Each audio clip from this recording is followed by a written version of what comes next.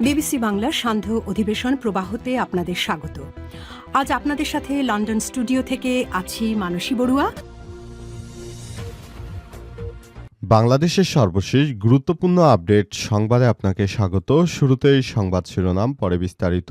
প্রথমেই জানাবো আমাদের হাতে থাকা সর্বশেষ গুরুত্বপূর্ণ সবথেকে তাজা আপডেট সংবাদ। স্বাধীন সাংবাদিকতা ও মত প্রকাশে হস্তক্ষেপের প্রতিবাদ। গণ অভ্যুত্থানের প্রেক্ষাপটে জুলাই গণ অভ্যুত্থানের আকাঙ্ক্ষা ধারণকারী এখন টিভির 4 জন সাংবাদিককে বিএনপি ক্ষমতায় আসার পরই তাদেরকে চাকরিচ্যুত করা হয়েছে। সাংবাদিকদের পেশাগত স্বাধীনতার মত প্রকাশের অধিকার ক্ষুণ্ণ করে জোরপূর্বক চাকরিচ্যুত করার হীন চেষ্টার তীব্র নিন্দা ও প্রতিবাদ জানিয়েছে বাংলাদেশ ইসলামী ছাত্র শিবির এবং জাতীয় নাগরিক পার্টি এনসিপি। তারা বলছে, কাউকে জোর করে চাকরিচ্যুত করা সেই হাসিনার মতোই এগিয়ে যাচ্ছে বাংলাদেশ, যেটা বিএনপি ক্ষমতায় আসার পর মানুষের চাকরি যাওয়া শুরু হয়েছে। এরপর জানাবো, প্রতিমন্ত্রী সুলতান সালাউদ্দিন টুকু বললেন 10 লাখ পরিবারকে সুলভ মূল্যে প্রোটিন খাদ্য সরবরাহ করবে সরকার। মৎস্য প্রাণী সম্পদ, কৃষি ও খাদ্য মন্ত্রণালয়ের প্রতিমন্ত্রী সুলতান সালাউদ্দিন টুকু বলেছেন, প্রধানমন্ত্রী তারেক রহমানের নেতৃত্বে জনগণের কল্যাণে প্রতি কেজি ব্রয়লার মুরগি ড্রেসিং করা অবস্থায় 240 টাকা দরে এবং প্রতি 1 ডজন ডিম অর্থাৎ 12টি ডিম 96 টাকায় বিক্রি করছে সরকার। এদিকে মাদারীপুরে 2 বাসের মুখোমুখি সংঘর্ষ, 2 জন নিহত, আহত 10। মাদারীপুরে ঢাকা বরিশাল মহাসড়কে ডাসারে মেলকাই এলাকায় 2 বাসের মুখোমুখি সংঘর্ষে 2 জন নিহত এবং অন্তত 10 জন আহত হয়েছে। আজ বেলা 11:30টার দিকে এই দুর্ঘটনা ঘটে। এবারে জানাবো, তেলবাহী ট্রেন লাইনচ্যুত, রাজশাহী চাঁপাইনবাবগঞ্জ ট্রেন চলাচল বন্ধ। আজ খুলনা থেকে আমনুরা পাওয়ার প্লান্টের তেল নিয়ে আসার পথে একটি তেলবাহী ট্রেন লাইনচ্যুত হয়। এই ঘটনার খবর পেয়ে সকাল 10টায় ঈশ্বরদী থেকে একটি রিলিফ ট্রেন উদ্ধার কাজে আসলে সেটিও লাইনচ্যুত হয়। ফলে 2টি ট্রেন লাইনচ্যুত হওয়ার ঘটনায় পুরো রাজশাহী চাঁপাইনবাবগঞ্জ অঞ্চলে ট্রেন চলাচল বন্ধ হয়ে গেছে। এবং সর্বশেষ জানাবো, দক্ষিণ কোরিয়ার সাবেক প্রেসিডেন্টের যাবজ্জীবন কারাদণ্ড। দক্ষিণ কোরিয়ার সাবেক প্রেসিডেন্ট উইন সুক ইয়োলোকে যাবজ্জীবন কারাদণ্ড দিয়েছে দেশটির একটি আদালত। তার বিরুদ্ধে ক্ষমতার অপব্যবহার এবং 2024 সালের ডিসেম্বরে সামরিক শাসন জারি করার যে অভিযোগ আনা হয়, সেই অভিযোগটি প্রমাণিত হওয়ার পর তার বিরুদ্ধে এমন ব্যবস্থা নিয়েছে দেশটির প্রশাসন। প্রশাসনের পক্ষ থেকে আরও বলা হয়েছে যে তার মতো ব্যক্তিত্ব তিনি দেশে সামরিক শাসন জারির মধ্য দিয়ে দেশটাকে একটা অনিরাপদ রাষ্ট্রের দিকে ধাবিত করতে চেয়েছিল, কিন্তু আসলে ভুল বিষয়টি সেভাবে দেখভাল করা হচ্ছে। প্রিয় দর্শক, এতক্ষণ শুনছিলেন সংবাদ শিরোনাম, এবারে বিস্তারিত। তবে তার আগে বন্ধুরা, অনুরোধ থাকবে এই সংবাদটিতে একটি লাইক দিন।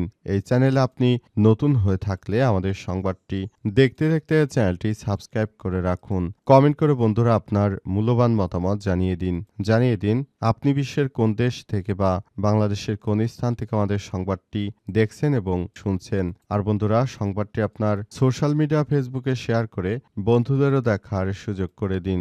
গাজা যুদ্ধে আপনি যদি নিরীহ ফিলিস্তিনিদের ভালোবেসে থাকেন, কমেন্টে ইয়েস লিখে পুরো বিশ্বকে আমাদের এই সংবাদটি দেখার সুযোগ করে দিন। এবারে বিস্তারিত।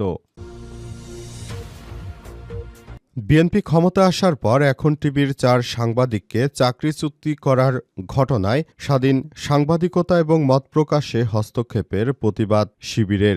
গণ অভ্যুত্থানের প্রেক্ষাপটে জুলাই গণ অভ্যুত্থানের আকাঙ্ক্ষা ধারণকারী সাংবাদিকদের পেশাগত ও স্বাধীন মত প্রকাশের অধিকার ক্ষুণ্ণ করে জোরপূর্বক চাকরিচ্যুত করার হীন চেষ্টার তীব্র নিন্দা ও প্রতিবাদ জানিয়েছে বাংলাদেশ ইসলামী ছাত্র শিবির। আজ 17 ফেব্রুয়ারি 2026 এক যৌথ বিবৃতিতে সংগঠনটির কেন্দ্রীয় সভাপতি নুরুল ইসলাম, সেক্রেটারি জেনারেল সিবকাতুল্লাহ এই প্রতিবাদ জানিয়েছে। বিবৃতিতে নেতৃত্ববৃন্দ বলে, বেসরকারি গণমাধ্যম প্রতিষ্ঠান এখন টেলিভিশন এর 4 সাংবাদিককে গণভোট সংস্কারের পক্ষে সামাজিক যোগাযোগ মাধ্যমে মত প্রকাশ করায় শোকজ করা হয়েছে বলে অভিযোগ উঠেছে। এছাড়াও বাংলাদেশ সংবাদ সংস্থা বাসুসের এমডি মাহবুব মোর্শেদকে জোর করে অব্যাহতি দেওয়ার জন্য বিএনপিপন্থী দলসহ কতিপয় সাংবাদিকের বিরুদ্ধে মব সৃষ্টির অভিযোগ উঠেছে। নির্বাচিত সরকারের শপথ গ্রহণের মাত্র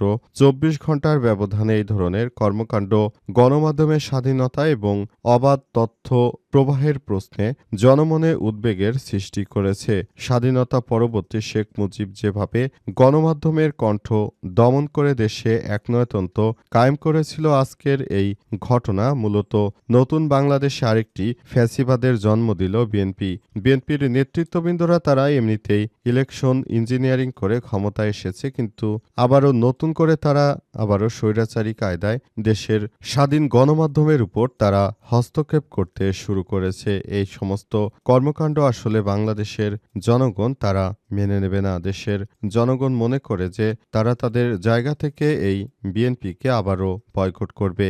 বিএনপির নেতৃত্ববৃন্দরা যা শুরু করেছে এটা কোনো স্বাধীন গণমাধ্যমের উপর হস্তক্ষেপ, এদেশের জনগণ সেটা কখনোই মেনে নেবে না, এমনটাই জানানো হয়েছে।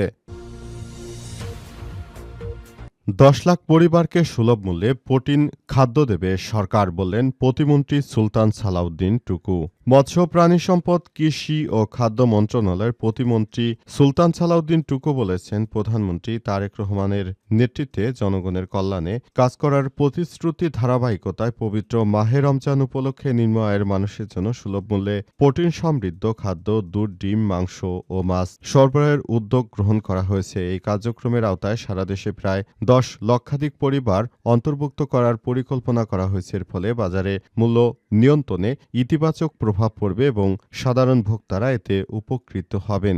বৃহস্পতিবার সকালে মহাখালী প্রাণী সম্পদ গবেষণা প্রতিষ্ঠান এর সম্মেলন কক্ষে পবিত্র রমজান মাসে সুলভ মূল্যে দুধ, ডিম ও মাংস বিক্রয় কার্যক্রমী উদ্বোধনী অনুষ্ঠানে বক্তব্যে তিনি এসব কথা জানান। মৎস্য ও প্রাণী সম্পদ প্রতিমন্ত্রী আরও বলেছেন, প্রধানমন্ত্রী জাতির কাছে যে প্রতিশ্রুতি দিয়েছিল তা বাস্তবায়নের লক্ষ্যে আমাদের সততা ও নিষ্ঠার সাথে কাজ করতে হবে। সবার সম্মিলিত সহযোগিতার মাধ্যমেই এই দেশের উন্নয়ন ও সমৃদ্ধির পথে এগিয়ে নিয়ে যাওয়া সম্ভব। প্রতিমন্ত্রী আরও বলেন, রমজান মাসে কিছু অসাধু ব্যবসায়ী পণ্যের মূল্য বৃদ্ধি করলে নিম্ন আয়ের মানুষ কষ্ট বেড়ে যায়। নিম্ন আয়ের মানুষের কষ্ট লাঘবে সরকারের এই ধরনের উদ্যোগ তাদের জন্য সহায়ক ভূমিকা রাখবে। ভবিষ্যতে এই কার্যক্রম আরও সম্প্রসারণের পরিকল্পনা রয়েছে বলে জানিয়েছেন তিনি। প্রতিমন্ত্রী আরও বলেন, সরকারের নির্বাচনী অঙ্গীকার বাস্তবায়নে ফ্যামিলি কার্ড, কৃষি কার্ড, হেলথ কার্ড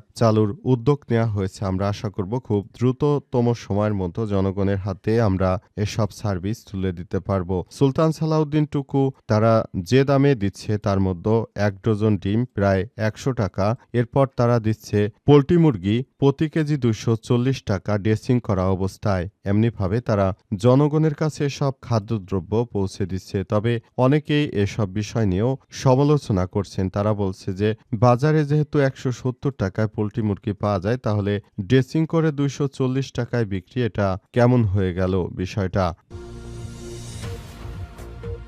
মাদারীপুরে ২ বাসের মুখোমুখি সংঘর্ষে ২ জন নিহত, আহত ১০।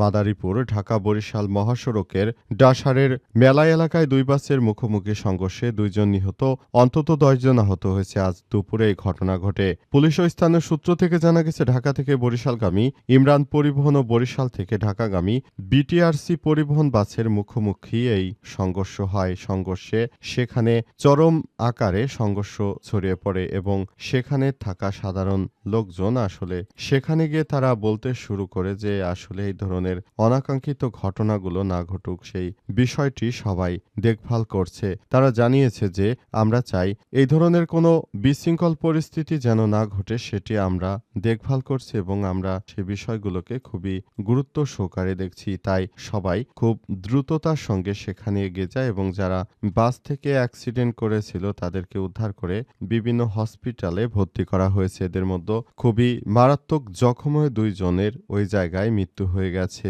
বাদবাকি গুরুতর অবস্থায় আহত ১০ জন হসপিটালে ভর্তি রয়েছে। তাদের অবস্থাও খুবই আশঙ্কাজনক অবস্থানে রয়েছে এবং বর্তমানে তারাও খুবই খারাপ অবস্থায় রয়েছে এবং তাদেরকে ধীরে ধীরে সবকিছু করতে হবে এবং এই বিষয়গুলোকে খুবই গুরুত্ব সহকারে করতে হবে বলে বলা হচ্ছে। তেলবাহী ট্রেন লাইনচ্যুত, রাজশাহী চাঁপাইনবাবগঞ্জে যোগাযোগ বন্ধ।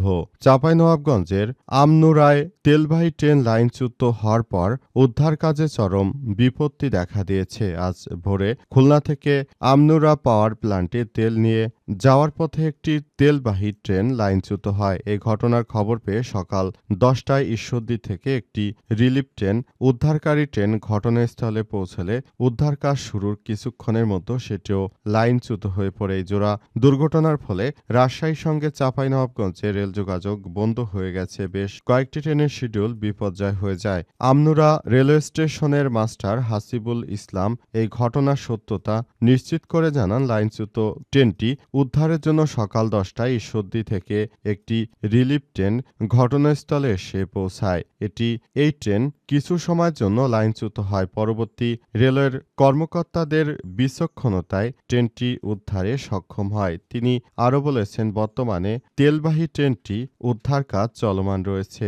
রেল লাইন মেরামত এবং ট্রেনটি সরিয়ে নেওয়ার পর দ্রুত এই রুটে পুনরায় ট্রেন চলাচল স্বাভাবিক হবে। তবে এই আকস্মিক দুর্ঘটনার কারণে সকাল থেকে সাধারণ যাত্রীদের কিছুটা দুর্ভোগ পোহাতে হয়েছে এবং সকাল থেকে যাত্রীরা আসলে কিভাবে যাবে তারা এসব বিষয় নিয়ে প্রশ্ন করছিল।